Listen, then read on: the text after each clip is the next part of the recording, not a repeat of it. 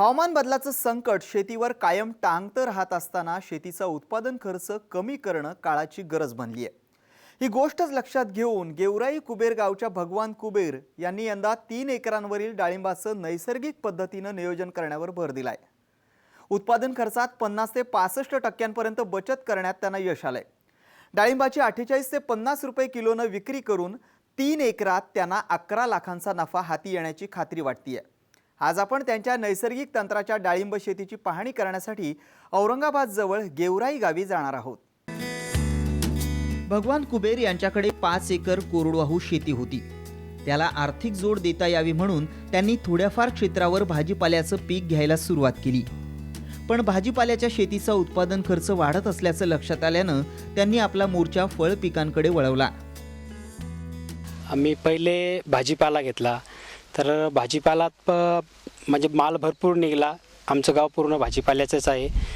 पहिले मला भाजीपाल्यात एक तर मार्केट नाही मिळायचं, मार्केट मिळलं त्या टायमात भाजीपाला म्हणजे पाणी नसायचं, असे खूप प्रॉब्लेम्स आले। नंतर मी फळबागाकडे वळलो। फळबागात माझ्या पहिल्या वर्षाला मी रासायनिक पद्धतीनं फळबाग काढली, तर मला तेवढे परवडेबल नाही मिळालं, म्हणजे पाहिजे तेवढं उत्पन्न मिळालं नाही।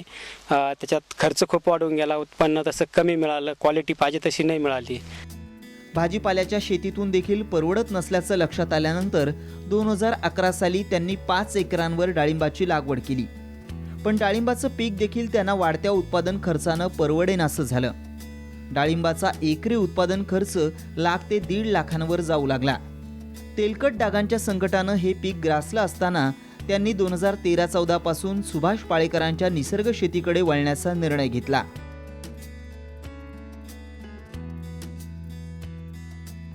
माझ्याकडं आज डाळिंब जवळपास समजा 3 एकर आहे। 3 एकरामध्ये माझं जवळपास 20 ते 22 टन उत्पन्न मला मिळणार आहे। मी अशोक कुबेरनं मला सांगितलं की बा जर 0 बजेट करायचं असेल किंवा सेंद्रिय करायचं असेल तर तुला गाय घेणं गरजेचं आहे।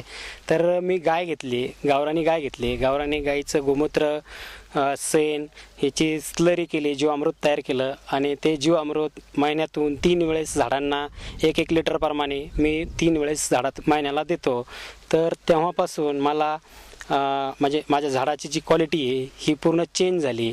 आज म्हणजे त्यांनी मला सांगितलं की बा आच्छादन करायचं, तर मी आच्छादन ऊसाचं पाष्टाचं केलं।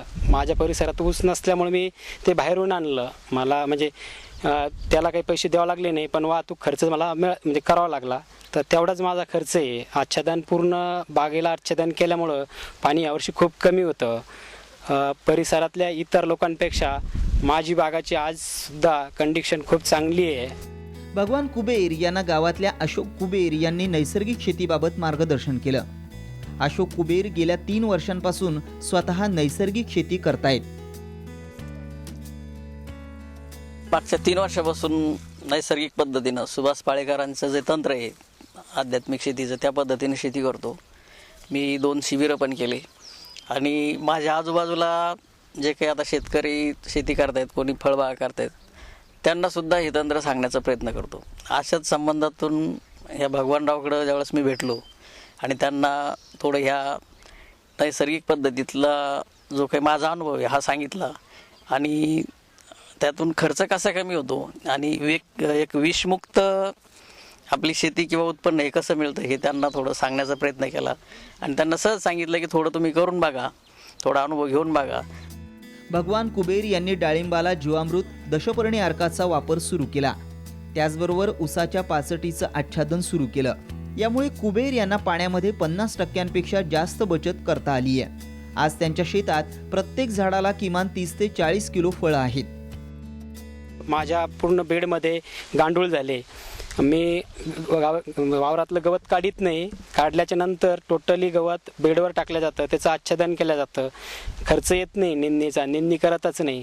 आणि दुसरी गोष्ट अशी की आमचे जे आज बी इतर परिसरात खूप डाग आलेले, तेलकट डाग आलेले, मर रोगाच्या प्रमाणे, पुन्हा फळं तडकण्याच्या प्रमाणे, पण तसे काही माझ्याकडे झालेलं नाही आहे।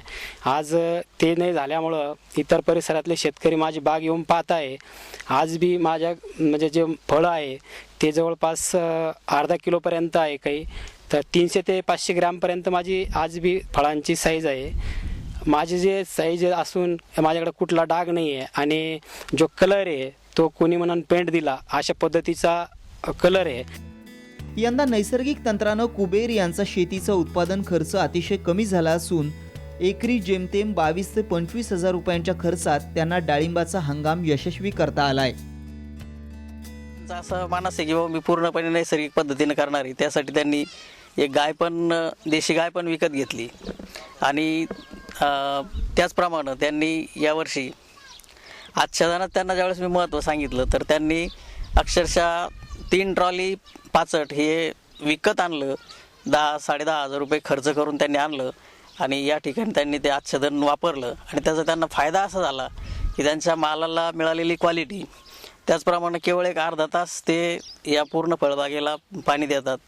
त्यामुळं त्याच्यात एक आच्छादनामुळं ओलावा तर निर्माण होतोच, पण पाळेकर सर जे सांगतात की आच्छादन हवेतलं सुद्धा पाणी खेचून घेतं आणि जमिनीला देतं. त्यामुळं पाणी तर मिळतंच, परंतु आच्छादनामुळं जमिनीमध्ये गांडूळ जे तयार होतात आणि ते जमिनीची आतल्या आत मशागत करतात.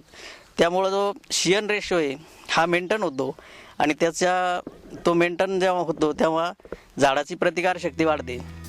डाळिंबापासून कुबेर यांना चांगलं धन कमावण्यात यंदा यश आलंय. त्यांच्या फळांचा रंग देखील आकर्षक आहे.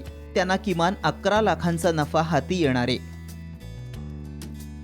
जवळपास 30 ते 40 किलोपर्यंत एका झाडावर माल निघेल. पूर्ण माल माझा म्हणजे 22 ते 24 टनापर्यंत माल निघेल. एकंदरीत ह्या भावामध्ये मला 12 लाख रुपयाचं उत्पन्न मिळेल. माझा खर्च 66,000 रुपये आहे. मला 11 लाख रुपये ह्या म्हणजे एवढ्या बेकार परिस्थितीत 11 लाखाचं निव्वळ नफा मिळणार आहे. आणि इतर याचा अभ्यास केला तर मी खूप नफ्यात राहणार आहे.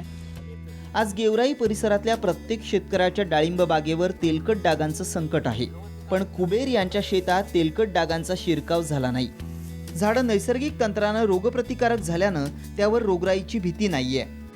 परिसरात पूर्ण चौकडा डाग आलेले, तेलाचे. झाडाची प्रतिकारशक्ती वाढली की त्याचा परिणाम हा फळ पोसण्यावर होतो आणि ते त्यांना या ठिकाणी दिसून आलं आणि त्यांचा अनुभव पाहण्यासाठी आजूबाजूच्या परिसरातील बरेच शेतकरी सुद्धा या ठिकाणी आता यायला सुरुवात झालेली आहे.